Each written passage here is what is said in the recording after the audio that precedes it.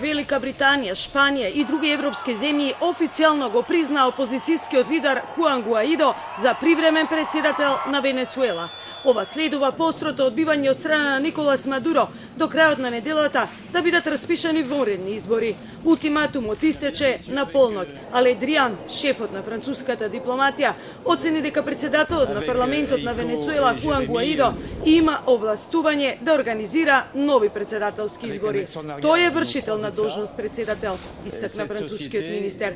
Ние мора да излеземе од оваа криза со целосно легитимни председателски избори. Европските земји ќе се состанат денеска и само слободни избори може да дозволат да се има авторитет и повторно да се врати демократијата во Венецуела, истакна Ле Дриан. Францускиот министер не смета дека тоа е мешање во внатрешните работи на Венецуела, туку само е обид да се обезбеди оваа криза да се реши мирно. Николас Мадуро претходно упати опомена дека не е исклучена можноста за граѓанска војна во земјата, по долгиот притисок кој се врши врз него за да се повлече од функцијата.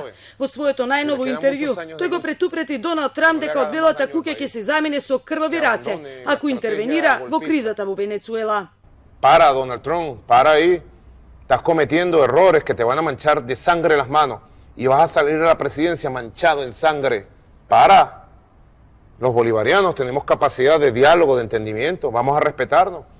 ¿O es que vas a repetir un Vietnam en América Latina? Se lo diría. Американскиот председател Доналд Трамп пак најави дека останува намаса воената опција во оваа држава. What would make you use the U.S. military in Venezuela? What's the national Well, I don't want to security say interest? that, but certainly it's something that's on the, it's an option.